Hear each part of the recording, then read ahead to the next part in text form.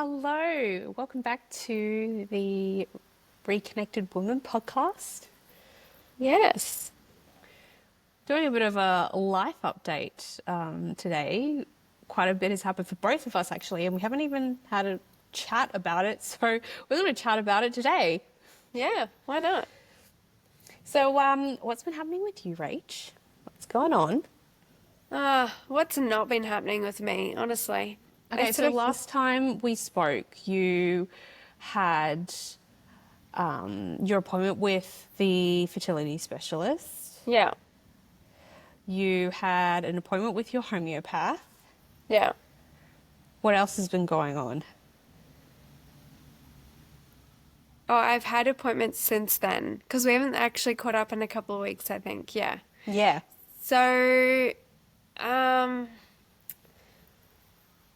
yeah, I had I mean, I had my appointment a week ago with my specialist, and it was results reviewing all of Paul's, analysis and his part in the baby making process. Mm-hmm. And I don't know how I feel about the appointment. I just feel like I'm lost again. Like it's so. I went in. I liked the doctor the last time. He was still nice this time, but he gave us results that weren't great or the average sort of windows that they expect you to have that without intervention. Mm-hmm. And he just started talking to me about, like, he's really thorough in wanting to do all this testing, which I thought, okay, cool. And he's like, the numbers aren't great. I really think your only option is IVF. And I was like, okay. And he's like, so first of all, I want to go through everything as to why everything failed. And I want to thoroughly test you with all these bloods, like HCA levels, AMH, all these other things that are going to cost an arm and a leg. And then he was like, and I'm going to get you to do like a really in-depth ultrasound at a woman's specialist like x-ray place, and I really want you to consider surgery for endometriosis. And I was Mm-hmm. like, I don't have endometriosis. He was like, well, a lot of people have no symptoms and they don't think they have any issues. And when I've suggested the laparoscopy, I can't even say it, laparoscopy or something, No idea. which is like keyhole surgery. And he's like, I open them up and they're like stage 3, stage 4. I'm like, dude, like that, I'm not okay with you just willy-nilly opening me up because you make, I mean, I actually said to him, look, I know people have to make a living, but I just don't really feel comfortable with a lot of these things where people are just literally making a living out of it. And he was like, oh, it's not about that, like, but I just thought, you, I don't know, I just felt defeated a little bit, like Mm-hmm. the trust had gone, if I'm Mm-hmm. being honest, because it was like, it wasn't just, oh, the sperm results aren't great. This is how we can help improve them. It was like, this is going to cost you 30 grand nearly to do this whole lot of tests that I want you to do as well as IVF. Like, and I was just sitting there overwhelmed. And like at the time when you get caught up in it, I was like, okay, all right, I'll do all the tests. And he was like, you have to go tomorrow to get your bloods because of the day of the cycle I was on.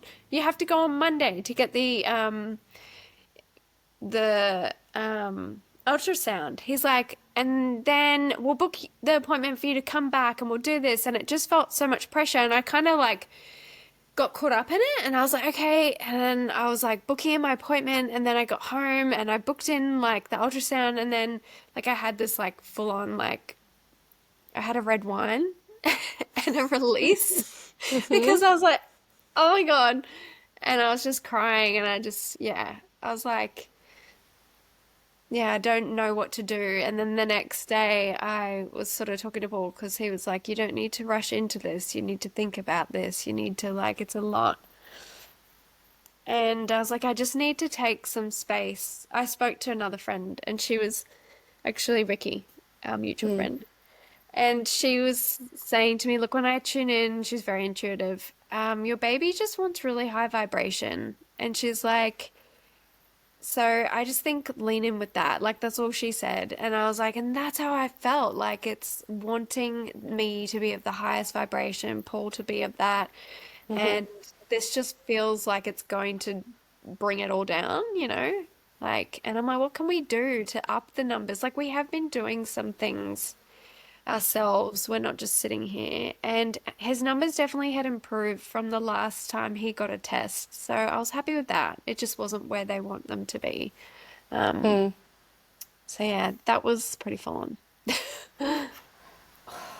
Like, so I just feel so frustrated for you Yeah. listening to this because, I mean, we've both had our own experiences with dealing with specialists, and it just infuriates me so much when we know that it's not just the physical, right? Like, we are a whole being, and the fact that specialists are like, oh, this is your test result, it's not great, this is the only option. It's like, well, hang on a second.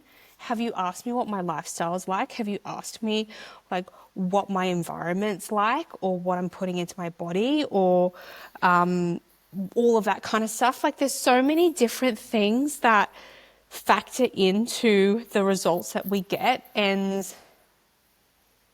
it just, yeah, it just makes me so frustrated when I hear stories like this when, you know, you're trying so hard and you just don't feel like you're listened to or understood when they're like, oh, okay, well, this is the only option. And you're like, I've tried this and it didn't Yeah. work for me last time.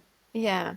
And I think like you I know it sounds silly, but it's like no one recognizes how much work you put into it. Like and you're like, honestly, like he's like, "Oh, we have a dietitian here. You can maybe see her about diet." I'm like, "Honestly, mate, like I've had I'm already gluten-free. I'm this, I'm that." I mean, I had a red wine to deal with the thing the other day, but it's Mm-hmm. like I'm not oblivious to like health, and I told him about all my alternative health therapies, and he was just like, "Oh, you know, they're really they're what did he say? They're supplementary or supportive," was his there's no like evidence. And then that's when I was like, this is where I have an issue, Mm. is there's no integrated approach between the two modalities of natural health and ancient traditions along with the our current like traditional health system. And I was just like, great. So, and I guess it sounds weird, but I've lost trust in sometimes myself and my intuition because it's just you're getting fed all this stuff from everyone and everyone is trying to make a living, you know? Anyway, that was my thing. And then the homeopath got back to me though, which this week, which was exciting. So she's going to do the fertility protocol with Mm-hmm. us, Mm-hmm. and she's listed the 7 remedies she wants me to take. What are they? I love this Um, stuff. Actually, let me get my phone Okay. because I know the first one's carcinosin. Carcinosin. Yep. Yep. Did you have So, that? yeah, so carcinosin is, I'm just chucking my homeopathic hat on. Carcinosin is the cancer remedy. So What? it's really, it's actually, yeah, this one of the standard remedies that they give in the fertility protocol because cancer is such a massive thing these days, right? Like we're hearing so many people getting cancer and it's a generational thing and it's an energetic generational thing. So it's about clearing that generational energetic thing to do with cancer. And at the same time, carcinosin, the characteristics of somebody who would have a carcinosin remedy is people pleasing, Perfectionism. accepting perfectionism, Yeah. accepting the unacceptable, or dealing with the unacceptable, dealing with like, oh, it's okay, I'll just deal with it. When it's like, actually, no, this is not okay. Yeah. All of that kind of stuff, which I know is things that you have really struggled with in the past, and I know you've done so much work around it, and it was one that I took. Yeah. I didn't take it because I did the fertility protocol as well before we fell pregnant, and um, the carcinosin one wasn't in my program because I'd worked with my homeopath previously, and because I've got a Right. quite a lot of cancer that runs in my family. It was just one Yeah. of the first remedies that my homeopath gave me when I was seeing her about my other health stuff. So yeah, Do you know if it's something people can take if they have cancer? absolutely. Oh my God. I just thought of someone that I could actually. Yeah, no, I was watching a podcast YouTube the other day, and Melissa Coops was actually talking about carcinosin, and she was saying those real like perfectionist people who can't cope unless things are perfect. And I'm sitting there and I was like, I'm gonna write this down to see if this is what my homeopath gives me, because literally describes me and Paul to a T. We have like anxiety if things aren't perfect in like all these crazy little things, like to the point that it used to affect how we'd live together. Like, we're not that bad now, we're okay. But like when other people would come into our like space, we couldn't cope with things not being perfect. So yeah, that's really interesting. Anyway, I'll tell you the rest. Natmer is definitely one. Oh, yep. Natmer is all about releasing grief. I had Natmer as in my fertility protocol. Yeah. It's also Natmer is very much a relationship one, especially with the mother. Oh, Did you say sepia as well? yeah. So sepia is a very well-known remedy for burnout, for feeling unheard, or it's very much the remedy that they recommend women who are at their wits' end, or like, I'm doing everything for everybody else. Yeah, that sounds like I, me. I, The I love carer. this person, but I also like despise them at the same time. Yeah. Yeah, very much the carer type thing. And then you're getting burnout because of that. And you're also feeling irritated and just not yourself. Yeah, which is Yep. essentially what I do for work. I'm caring Yep. for people and supporting people. And then the last one is a double A detox, which I'm assuming is, she did mention she wanted to cleanse out the COVID vaccine. Oh, yep. Yep. So That one is, yes, one that they definitely add into the fertility kits now. Yeah. yeah, yeah. So yes, that's my update on the fertility stuff. Yeah. So is that just for you, or are you getting stuff for Paul as well? Yeah, Paul's getting a lot of them are the same, you know. So yeah, he's got 4.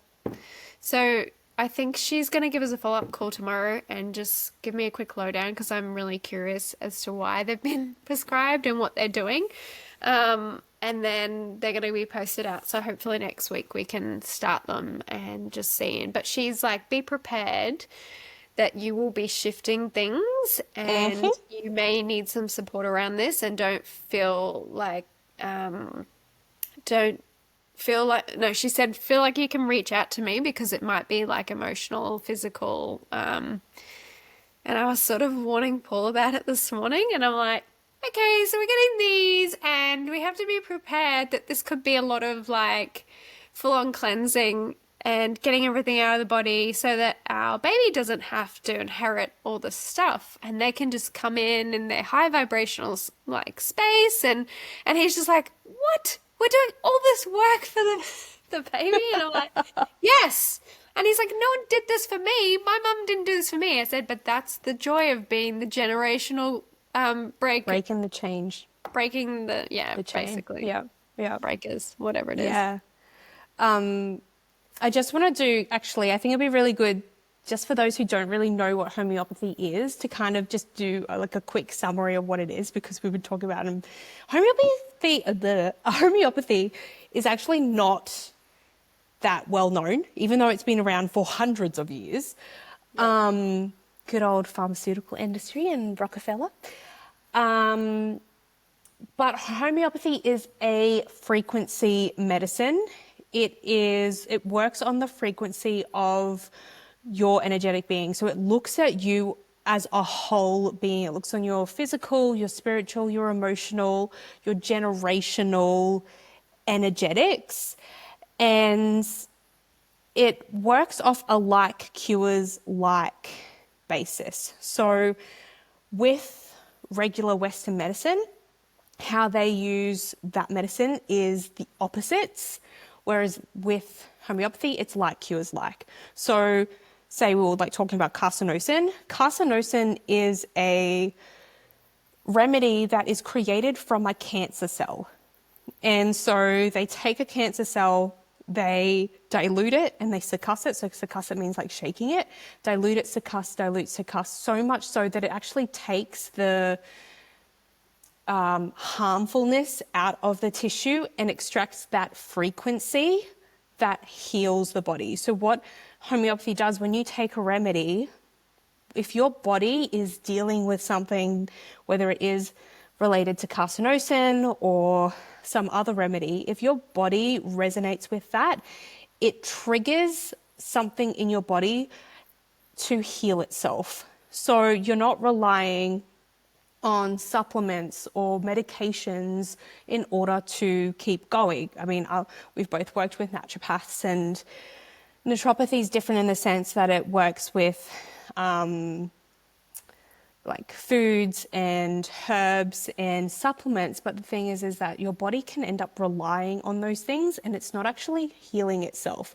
Homeopathy triggers that healing response in your body to heal itself, because we all have this incredible ability to heal ourselves. I mean, the fact that when the sperm hits the egg, there's a electrical, like a light force, right? And then we can grow arms, legs, heartbeats, like lungs, all of these things without even thinking about it. And that wisdom from our body doesn't leave us when we're born. We have this wisdom with us all the time. However, when it comes to stress, pollution, diet, trauma, that throws out our body's ability to heal itself, especially these days, right? Like we are thrown with so much stuff.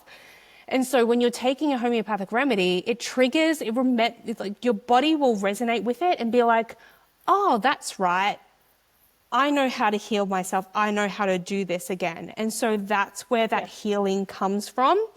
And you can't overdose on homeopathy. You can't nothing happens if you take the wrong remedy, because if your body doesn't resonate with it, nothing happens. That's why, I freaking love homeopathy. It's been so helpful during my pregnancy, because there's so many things that you can't take when you're pregnant. Like you can't take antihistamines. You can't take all these different things, right? And homeopathy is one of the safest forms of medicine you can take, because if you take the quote unquote wrong thing, nothing happens.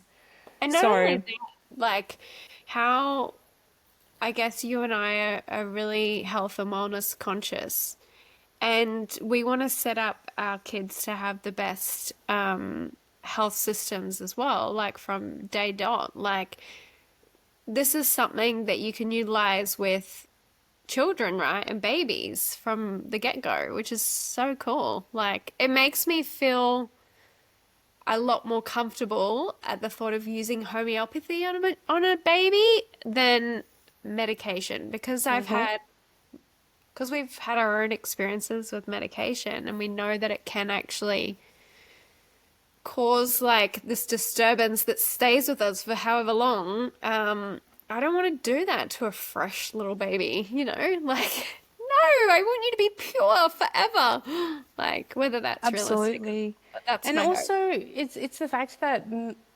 Western medicine actually doesn't heal, it's a band-aid. It suppresses what's going on. So if you think of, for example, a perfect example is like gastro stop. When you've got gastro and you take gastro stop, it's like, okay, I'm going to stop the vomiting and the diarrhea. But we're vomiting and having diarrhea for a reason, because our body is trying to purge whatever that bug is to get out of our system. And when you're taking that kind of medication, yes, you no longer have those symptoms, but what is that actually doing to your body long term? Because that Yeah. bug is still there. It might just be lying dormant. And with homeopathy, if you were to take the Arsenicum album, which is the number one remedy for gastro, what happens quite often is that you'll take the remedy, you'll do like this massive power chuck, like you've thrown up more than That you've ever scares thrown up in me. your life, right? That really scares me, that one. But then you feel so much better because your body's been able to purge it, you've been able to get it out of your system, and then you're able to heal a lot quicker.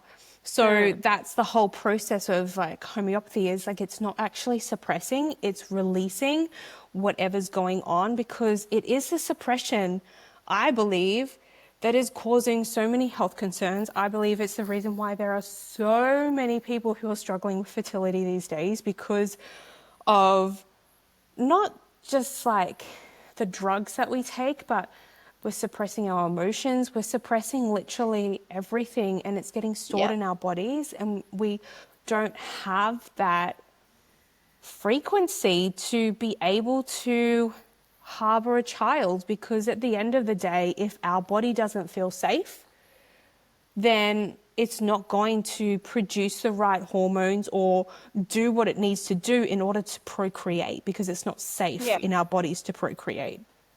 And I was thinking today about like the generational stuff, and I was like, it was so much easier for like our parents and grandparents to conceive.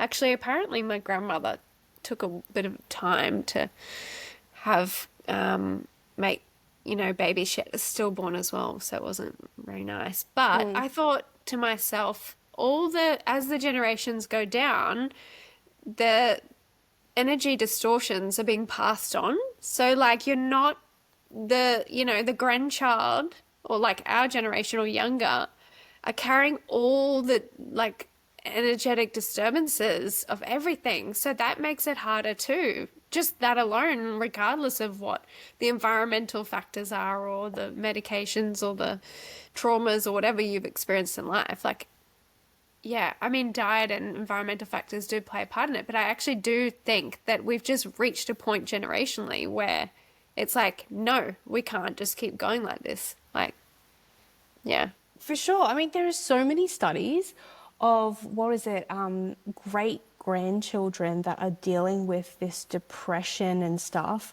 where of great grandchildren of survivors of the Holocaust who are dealing with these depressions and these mental health things that their great grandparents had been dealt with, but they'd never like met them, they never had anything to do with them. And it's because generationally that trauma is still on that generational line, and it's being carried on. And like, of Didn't they do course, that cherry blossom thing with the rats or the mice? Have you heard that? Yeah. Tell everyone about yeah. that.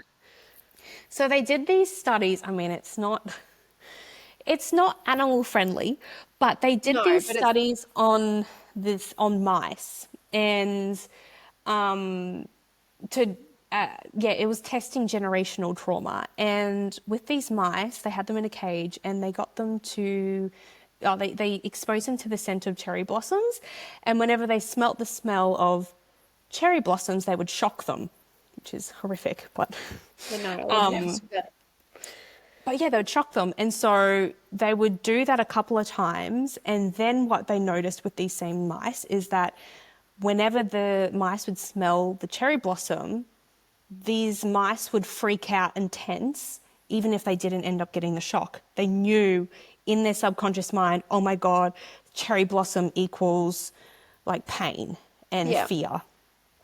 And so then these mice had offspring. They they released the scent for these offspring, never shocked them. These offspring had no exposure to the shock, just the exposure to the cherry blossom scent. And the offspring had the exact same reaction. They Yeah. freaked out, they would be in a panic, and that same thing happened for the third generation as well. So It's if this insane. is happening in mice Yeah. from that experience, like this is what's happening for us as well. And I mean, you can see it in so many ways with Holocaust survivors, with the horrific things that happened to the Indigenous here in Australia. Like there's so many things, and you look back now and you're like, oh well, it actually makes so much sense why people are dealing with what they're dealing with when their ancestors dealt with this stuff. And so of course it's going to show up in a physical way if our bodies are dealing with this stuff on an energetic level and an emotional level subconsciously. It's got to go somewhere. This energy, we're energetic beings. It's got to go somewhere. It's going to impact us somewhere, whether it's mental health, whether it is physical health, whether it is fertility. So Mm. yeah, it's really heartbreaking. And at the same time, I feel like we're at this turning point that we're starting to actually slowly Mm. realize the connection. Yeah, that's so cool. Do Hmm. you know, I just want to quickly share a little bit off topic, but it's related. I had just finished reading a book about the Aboriginal healing, that it's actually a lady from America and her husband who experienced this amazing like tribal healing from Aboriginals in Australia, near Uluru. And they basically just had this experience where they were like dancing and connecting as women, like the lady had this connective experience, and so much healing was happening for her. And they were just focused on like the land and just like simplicity. And then at the end, she had this beautiful experience of like connecting with Gaia, like the earth, and feeling loved by like the Mother Earth, and how she just felt held and safe, and like this whole, and I was just like, it was the best. Like it's this traditional ancient like methods of healing that we have like right on our doorstep. Like, I mean, we don't have Uluru on our doorstep, but it's like sometimes I feel like as a British immigrant, I get embarrassed about the Brits and what they've done here in Australia. And like, I just think like how sometimes I wonder how much good all this, this, what would you call it? Evolution of where we've gotten to, is that how much harm has it done than good? You know what I mean? Like, I feel like some of these ancient tribes who've been, going for thousands of years, way before anyone was here, they were living connected to like all things bigger than themselves and healing themselves. And as soon as we come in, it's like, I don't think we have it better. Like, I think we've caused more damage to everyone, ourselves included. Like, it's just so crazy. Like, I know, right? Like, I look at things and I'm just like, especially with AI and technology, and I think just because we can doesn't mean we should. And again, the way that we are living now is not actually, our bodies aren't built to live this kind of lifestyle, to live in the amount of stress that we have, to not be out in nature, to be eating processed foods, to yeah, be not expressing our emotions, to be suppressing everything. There's so many layers, and when you do really think about those cultures that are so in touch with their like the land and family connections, and how yeah, much happy they are and how much more simpler their life is. I mean, that's literally what we're creating right now, right? Like yeah. we've We we've want to gone create it. we've gone through that whole process of being like, okay, climbing the corporate ladder, all that kind of stuff, Yeah, to being like, hang on a second, is this actually what I want? Is this actually what makes me happy? Yeah. And then realizing it's actually the basics. It's Yeah. family, it's connection, it's real health, it's nature, it's the basics. Simplicity. Yeah. Simplicity. Oh, I had this yes. moment this week and I honestly, I must have driven. So I put two tanks of fuel in my car in the space of 3 days. That's how Jeez. much I drove this week. And I was like driving clients around here, there, and everywhere. I was everywhere from like 2 hours away down south to 2 hours west to 2 hours north. And I was in so much traffic. And I remember just one day feeling so like frazzled by all the like traffic and the weaving in and out of lanes and the like dodging people hitting me and just the stress of it. And like not only that, like my body was aching from like holding a steering wheel and you know, and I was just like, oh, I can't, there's got to be a better way. Like this is just not how I want to live my life. Like that is when I have that moment of I want to just go and live in a cabin in the woods away from everything. And like crazily, I had three dreams in the last week, and it was showing me these big properties with so much land around it, like three dreams. And on the third night that I dreamt of it, Paul had the same sort of dream, dreaming of land. We both on the same night dreamt of land, and he was like, "Oh, I was like sorting out the goats," and I'm like, "What?" He was like putting these goats away, and like I was like, "That's my vision. Like this is what I have. I've wanted a farm since I was a little child. I was like, I just want a farm. Like that's all I want in life, a family and a farm. Like obviously we have to make money to get to that and property prices are extortionate. So yeah, but hey, that's the dream. I'm just putting it Yeah. out there. Or we just get a whole heap of friends together, buy a big block of land, and then just have our Split it. own little Yeah. commune. The dream. Yes, I Yeah. know. I really want Mm-hmm. that. But Yeah. yeah, that was my realization this week when I drove that much. I was exhausted and yeah, showing land in my dreams. Mm. Yeah. I love that. I love that. So I'm really intrigued to see. You know what's actually really cool going back to your fertility journey is now that you've got these baseline tests and taking the remedies that you're going to be taking and then potentially even, a couple of months time getting these tests done again because I've heard so many stories of even men taking homeopathy and then seeing all of these results and improvements afterwards. So, yeah, I I'm still have intrigued. more tests to do. Like, I haven't actually booked in for the things they recommended as far as all the blood work, extensive blood work, and the ultrasound. But I figured I might do it in a few weeks. It is a lot as well. Like, Mm-hmm. all the appointments and all the money, and it just You makes just me end want up to as a just crawl in a hole and pincushion. die. Yeah. I'm not going to, but I want to, sometimes it's overwhelming. That's all. Mm-hmm. Yeah. Yeah, absolutely. Yeah, so what's been happening with you? Hey? Where are we at? Um, What week are we on pregnancy? so week 32, Oh my which is goodness. crazy. So we have done the hospital tour and we How'd that have, go? it was really good. It was really, really good. Because of course, like I've spoken before about how I subconsciously had all these different fears that came up, right? Of like not having the birth that I want, or just more so, I think, was not being in a space that was supportive and empowering and aligned with my values. I think that was the Yeah. biggest fear of mine because in the back of my mind, I was like, oh, maybe I could do a home birth, but I know then I wouldn't feel safe because I know that Ryan wouldn't feel safe with us having a home birth.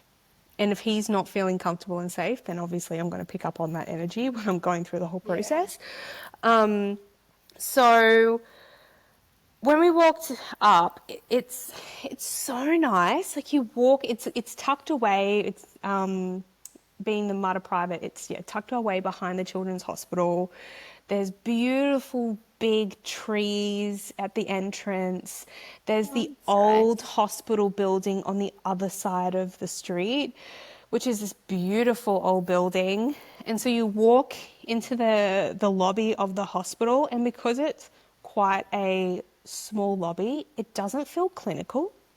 Like it Oh, just has like a bit of a, yeah, like I know if you go into those bigger, I mean, MARTA obviously is a big hospital, but if you go to like Green Slopes or something, like the lobby is massive and they've got the yeah. chemist and they've got like these massive spaces and all these waiting chairs and all this massive reception desk, whereas it's not like that at the MARTA.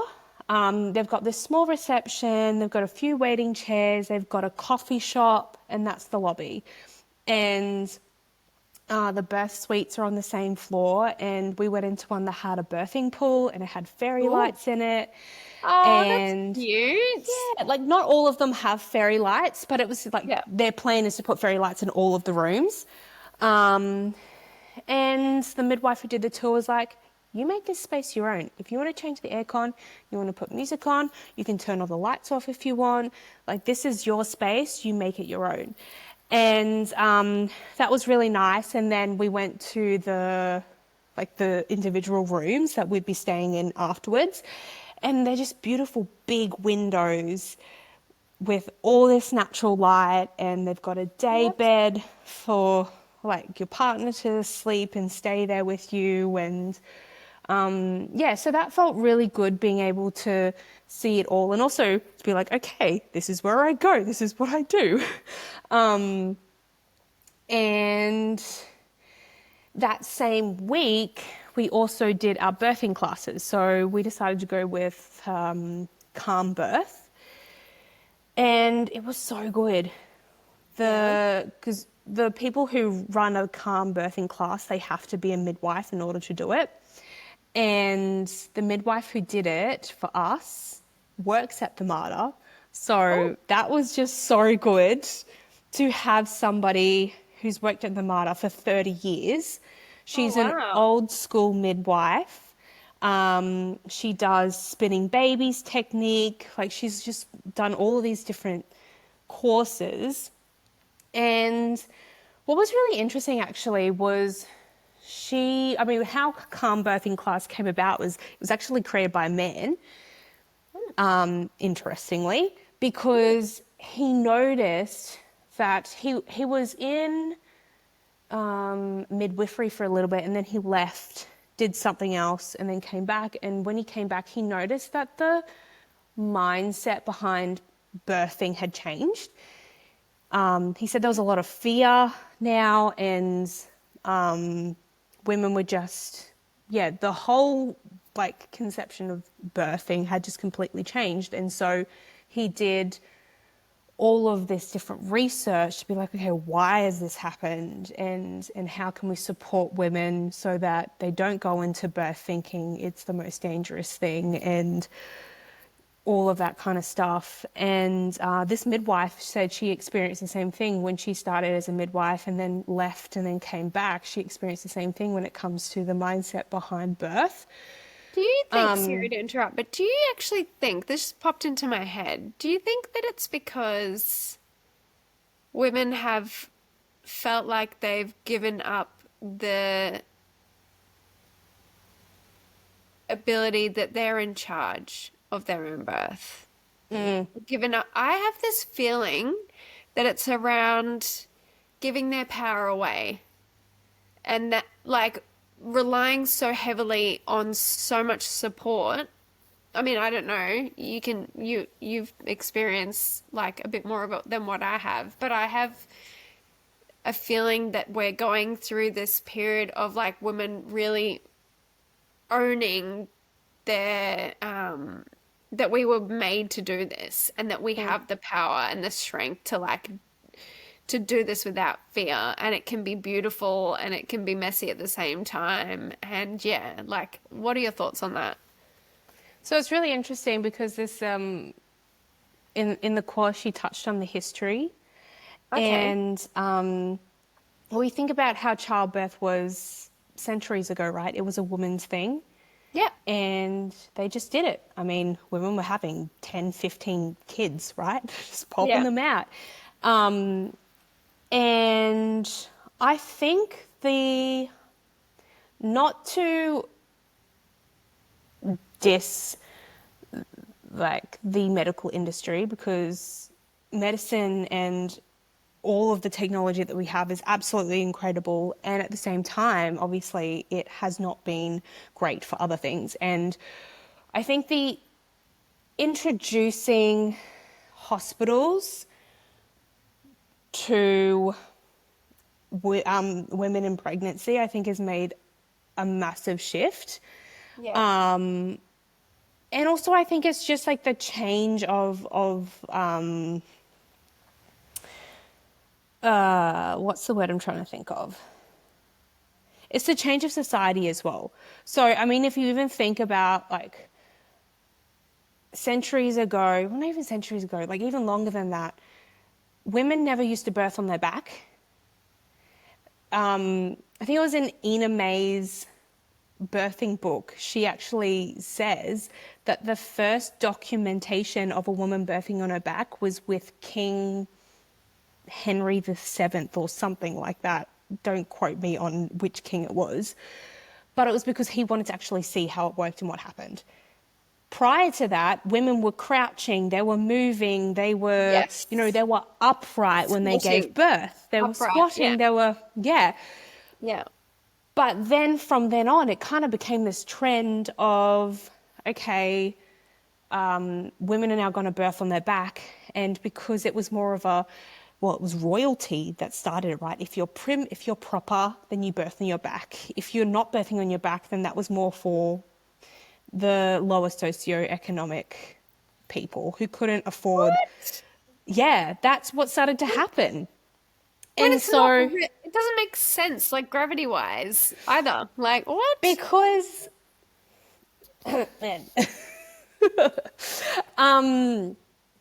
And so what happened is the more women birthing on their back, that's when they were needing to have intervention like forceps, because that's why forceps were created, because women were birthing on their back and having all these issues. So again, you can do your own research, you can find out your own history about all of this stuff, but this is from the research I've done. That intrigues me a lot. Right. So all of that happens. And then, of course, it's putting more pressure on your spine when you're lying on your back. I mean, even think about it. When you're pregnant, you're always told don't sleep on your back, don't lie on your back. But then it's okay to Right. birth on your back. Like, even that, I'm just like, that doesn't make sense to me. Yeah. So, yeah, there's that. And then obviously that can cause more pain. And so then there's this whole conceptual, like, I think it's also this misunderstanding with men as well when they started to get more involved and people were having the financial ability to have doctors there, and they're not knowing the physiological stuff when it comes to giving birth, and then they just like, oh, this must be painful because you've got something that even a lemon shouldn't come out of that size and a watermelon comes out. And so I think there's so many pieces of the puzzle, and I think that there was a story that the midwife in the course was telling us, and she was saying how there was this guy who one of his jobs was he worked in the hospitals and he provided pain relief. This was like in the 1900s, 1800s or something. But it was only people who had money that actually could afford to give birth in hospitals. Right. And so he started doing volunteer work and went to the lower socioeconomic houses, and whenever he heard that there was someone that was giving birth, he would go there. And he started to notice that women who birthed there was different in the hospital. Like there wasn't a lot of communication that was going on. There wasn't a lot of fluff. There would be like the mother giving birth and maybe one other person or another person, and the support people would be getting hot water or patting them down or getting water or food. And he just watched them, and he would hear like a woman just be like, oh, and like a grunting noise. And he'd be like, oh, get his stuff ready and be like, oh, right, this must be it. This must be the sign that she needs like pain relief. And then she'd get up and she'd be walking fine afterwards. And like this would repeat over and over and over again. And then she made another grunt and then the baby was born. And he's like, she didn't ask for pain relief. She didn't want pain relief. What am I doing here? How is she able to do that? And he spoke to her and she was like, well, it wasn't supposed to hurt, was it, doctor? Because pain is like, everybody's perception of pain is different. Yeah. And I guess when we're told that birth and it is meant to be painful, then we program it in our mind that this is going to hurt. This is going to be painful. And so we expect it.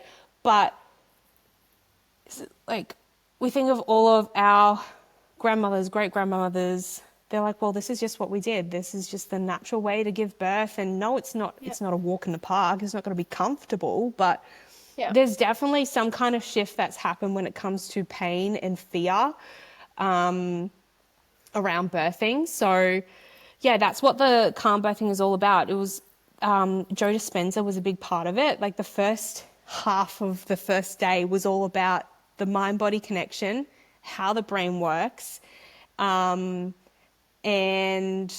how fear impacts birth in terms of it can stall labor, it can completely like stop labor, it can, so there were so many things about that which I loved. Yes, I would totally, I can see that being, as what stops birth, like fear, totally, energetically, it would so stop it, So it was so good to have that class. And at the same time, it also blew my mind because talking to this midwife who's got over 30 years experience and she's been taught the old school way how to do midwifery, she said the midwives that are coming out of university these days, they aren't taught the basics of, okay, if labour's stalling, then it could be fear.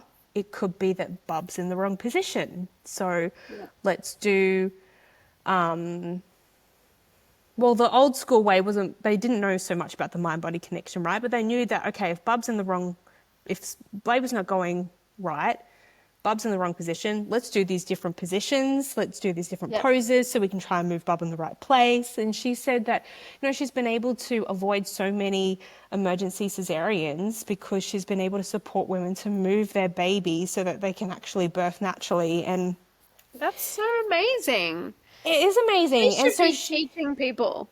Hey, she should be teaching. Well, she does. I mean, she's teaching mothers to be, which is great, but also like the new students coming through. Oh, she does, yeah. When she gets students in, she'll obviously like teach them what she knows. But there's only so much that she can do, right? But yeah, like even the fact that she was able to just teach us in 2 days worth of stuff. Okay, well, these are some different positions that you can do to help Bub move into the right position. I mean, they should be teaching that in universities, but yeah, it's crazy. And even the fact that she said when she does inductions, she spends like an hour on a woman before inducing them because she wants to make sure that Bub's in the right position. Because if Bub's not in the right position, then even if you get induced, it doesn't mean that labor's going to progress. So I was like, this is common knowledge. I feel like this is common knowledge that everybody should be doing this. Yes. So yeah, like we've just felt so much better and so much more prepared after doing the class. Yeah.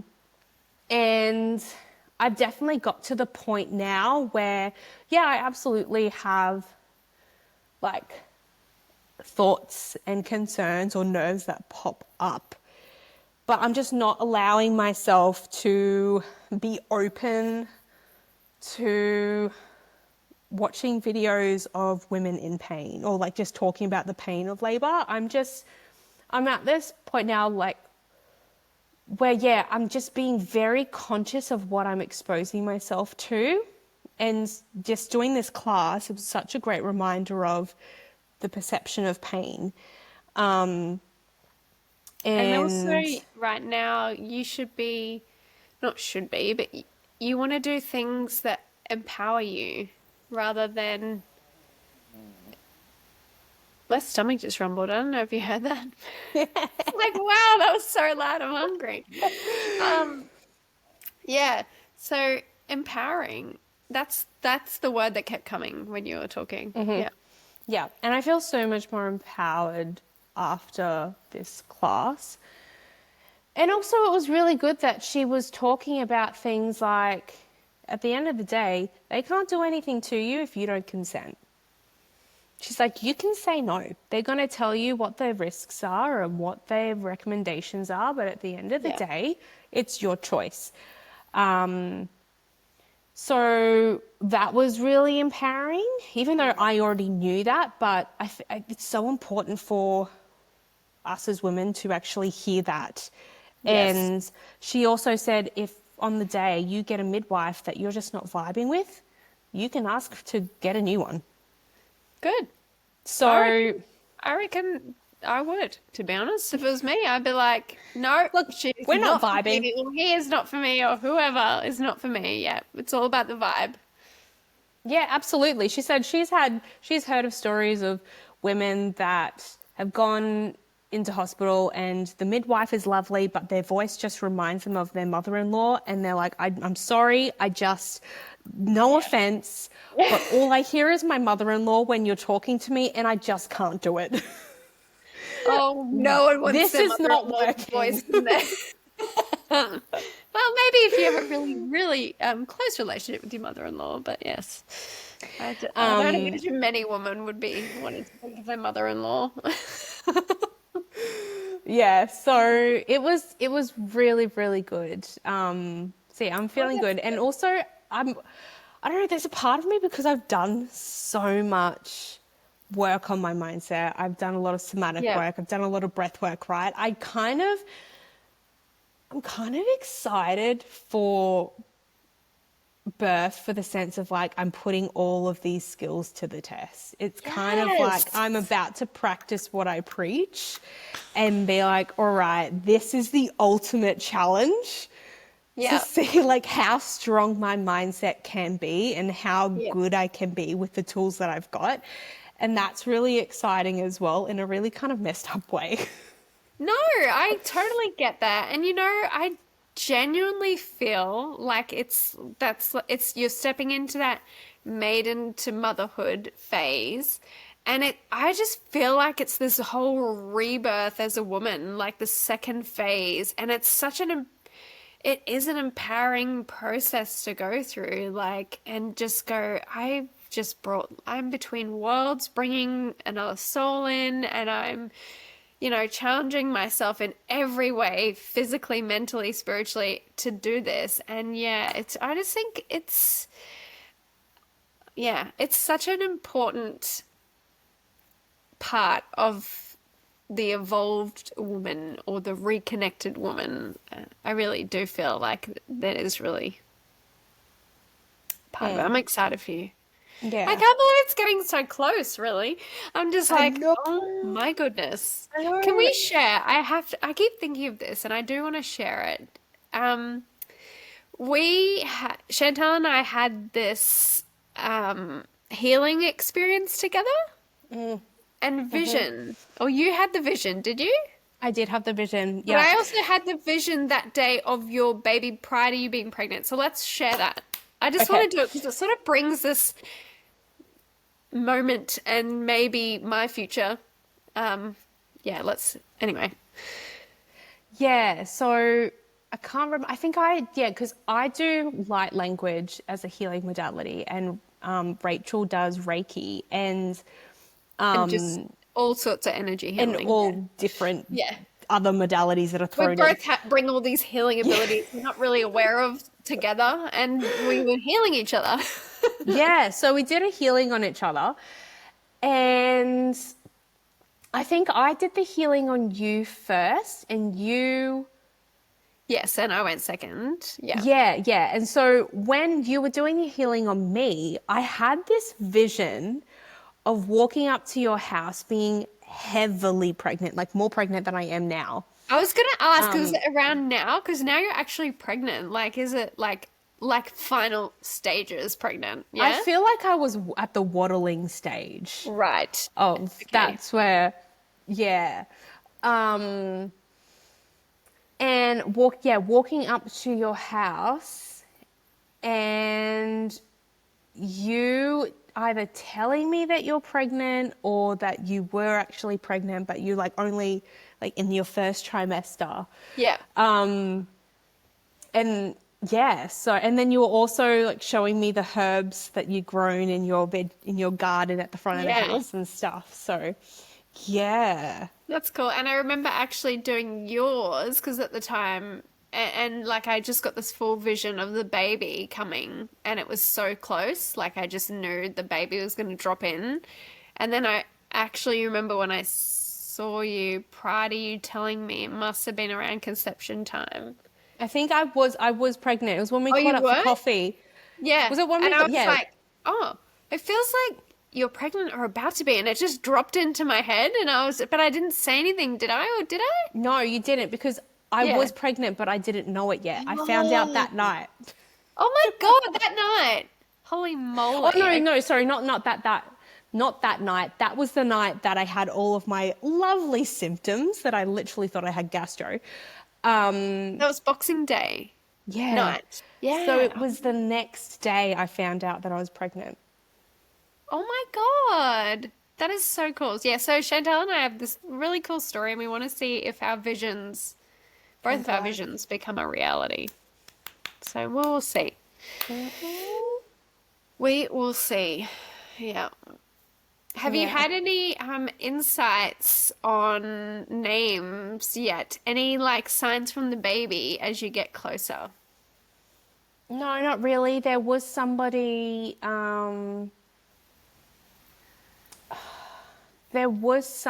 the other day that was named the same. And you're like, "Oh, I was like, interesting. Interesting. But it was a boy. okay. Um, yeah. And then I think I saw something red. Like a red something, and it was the girl with the same name. Okay. But yeah, I don't know. I don't know. I feel like I'm still getting these blockages a little bit. Yeah. You're being protected, that's all. Yeah, but you know what's really interesting at the same time is that I. This is just like a bit of a side note, right? So, we had to put my parents' dog down on Monday, and I was actually there at Oh, lunchtime no. on Monday before it all happened. And he was being really, well, not like super needy, but like just a little bit kind of needy and like following mum around. And Yeah. he just wanted cuddles. And mum picked up and cuddled him. And I just remembered it was the weirdest thing. It was just something that kind of like tapped into my mind and then left. Right. And it was that he knows it's his time. Oh, And then it just like left me and I never thought anything of it. And then a couple of hours later, I get the call from mum saying that they have to put him down. oh, And it was just so interesting for me to have that kind of thought popping because that's the first time that that type of stuff has kind of happened to me since I've fallen pregnant. So, yeah. yeah. So Do you I know? feel like there are little things that are starting to drop in. Yeah, well, that's cool. I mean, not cool that he passed. That's really sad. Do you know, though, I honestly don't know someone that's not gotten pregnant and a pet in the family has passed. That is so common.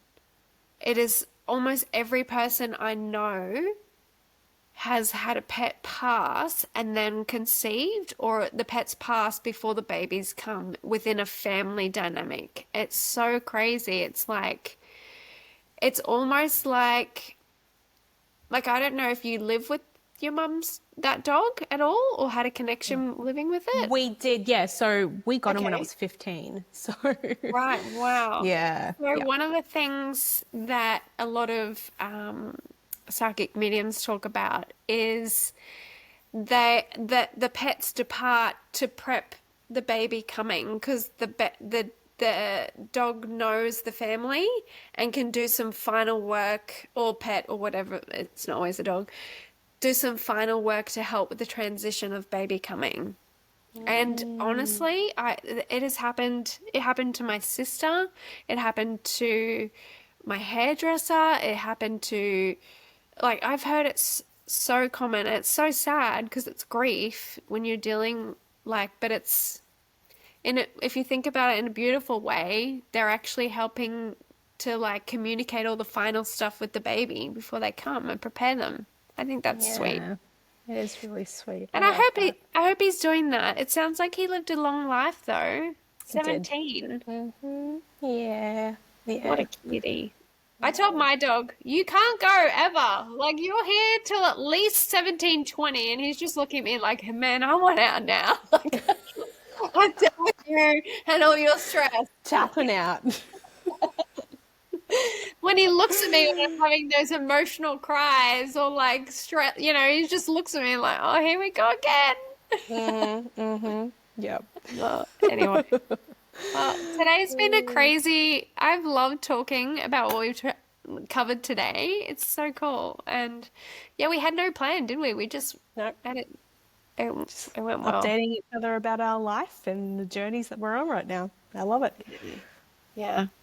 All right. Well, thank you, everyone. You've been listening to The Reconnected Woman. And yeah, We'll see you catch next time. Bye. Bye.